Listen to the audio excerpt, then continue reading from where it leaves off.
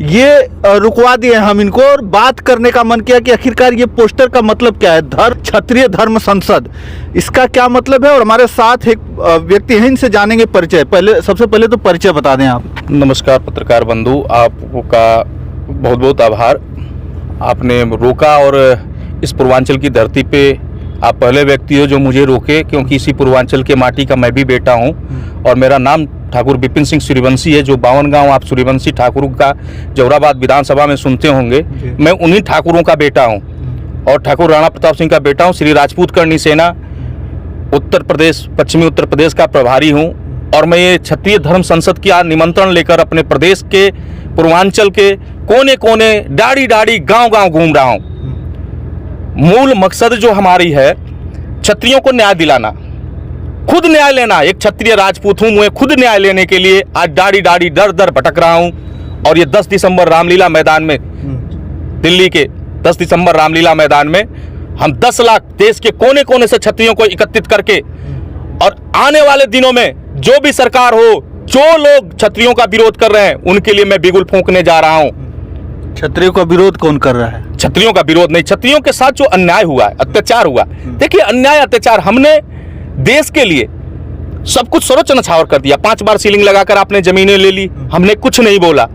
देश और धर्म के लिए क्षत्रिय कभी भी, कोई भी क्षत्रिय हो, क्षत्रिय मतलब क्षत्रिय, कोई भी क्षत्रिय हो, चाहे वो कुश हो, कुश क्षत्रिय हो, या जो है सूर्यवंशी हो, चंद्रवंशी हो, क्षत्रिय, क्षत्रियों में कोई गोत्र कुल नहीं अभी है, कोई भी क्षत्रिय हो। देखिए हमारी 5 बार जमीनें, सीलिंग लगाकर जमीनें ले ली आपने। SC ST जैसा मुद्दा गहरा है, आरक्षण की मार पहले से क्षत्रिय समाज झेलते आ रहा है।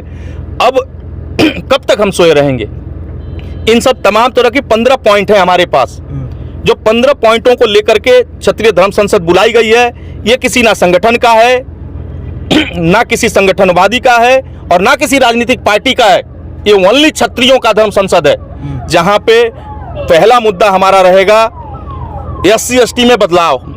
दूसरा मुद्दा रहेगा भैया पत्रकार बंधु, दूसरा मुद्दा जो रहेगा वो मुद्दा हमारा रहेगा EWS पे बिल्कुल छूट दी जाए, जिसमें उम्र की सीमा लगा रखे हो, जिसमें आपने EWS में आपका सबसे बड़ा था 5 एकड़ जमीन और 800 स्क्वायर फीट, इसको खत्म किया जाए। क्षत्रिय आयोग का गठन हो, जो हमारे राजा राजपूताओं ने अपना गढ़ किला और सोना दान दिया है, उनके लिए एक अस्थायी रूप से जगह बनाई जाए, जहां पे उनकी प्रतिमा को निर्माण किया जाए।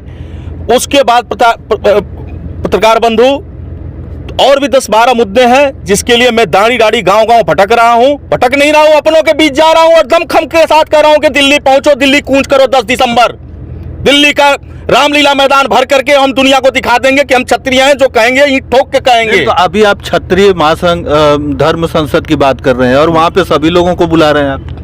भैया क्षत्रिय एक बहुत बड़ी कौम है। क्षत्रिय मतलब आप क्या समझ रहे हैं? राजपूत। तो मैं अपने राजपूतों को बुला रहा हूं और राजपूतों को इसलिए बुला रहा हूं कि हमारे, अगर राजपूत, आप जिस देख लीजिएगा, एक सबसे बड़ी परंपरा है, जिस गांव का, जिस समाज, जिस देश का राजपूत अगर प्रफुल्लित है, वहां की आम जनता भी प्रफुल्लित है। वो गांव का निवेश है, प्रोग्रेस है। और जहां राजपूत नहीं है, उस गांव का आप देख लेना क्या स्थिति है आज के डेट में। तो अभी कमी क्या रह गई है? अभी तो मुख्यमंत्री भी क्षत्रिय। देखिए मुख्यमंत्री जी के ऊपर हमें जाने से पहले एक बार हमें सोचना पड़ेगा, वो संत हैं, क्षत्रिय नहीं है। क्षत्रिय कुल में पैदा हुए हैं मुख्यमंत्री जी, आदरणीय योगी आदित्यनाथ महाराज जी क्षत्रिय कुल में पैदा हुए हैं, वो संत हैं। और संत सबका होता है, संत सबका होता है। और वो प्रदेश के मुख्यमंत्री हैं, वो बस अकेले ठाकुरों के मुख्यमंत्री नहीं है। आप बताइए, अगर ठाकुरों के मुख्यमंत्री होते तो कुछ ठाकुरों का इनकाउंटर हुआ, उसको क्यों नहीं बदल दिया गया? और कोई भी एक ऐसा ठाकुर हो जो कह दिया हो कि हमारे ठाकुर का अगर कोई गलत है उसका इनकाउंटर किया, तो कोई क्षत्रिय नहीं बोलने जाता। आज हमारा मुद्दा है भैया, सबसे बड़ा मुद्दा है कि फ्री सेंसर बोर्ड बना दो, क्षत्रिय कल्याण बोर्ड बना दो। क्या ये मेरी गलत मांग है? मैं क्षत्रिय कुल में पैदा हुआ, ये मेरी विडंबना है या मेरी गलती है? मैं गरीब क्षत्रिय पैदा हुआ, गरीब किसान परिवार में एक क्षत्रिय पैदा हुआ, मेरी गलती है क्या? नहीं गलती है ना।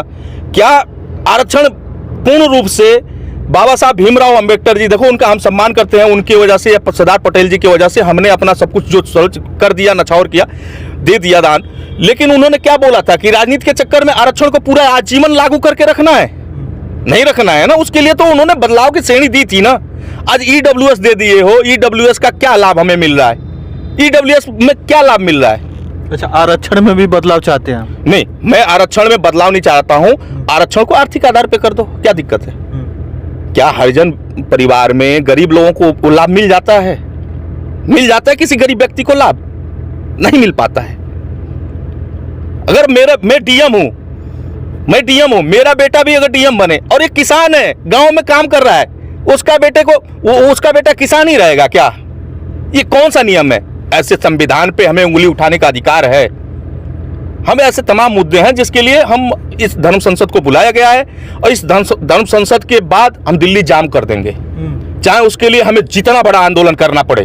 दिल्ली जाम कर देंगे, बातें मनवा कर रखेंगे। दिल्ली जाम करने की बात। पहले तो 15 मांगों को आप बताएं। 15 मांग जो मेरी है, 15 मांगों में मेरी सबसे बड़ी आपको बताया, SC/ST पूर्ण रूप से खत्म की जाए। और नहीं तो देखिए, 15 मांगों में सबसे पहला SC/ST है।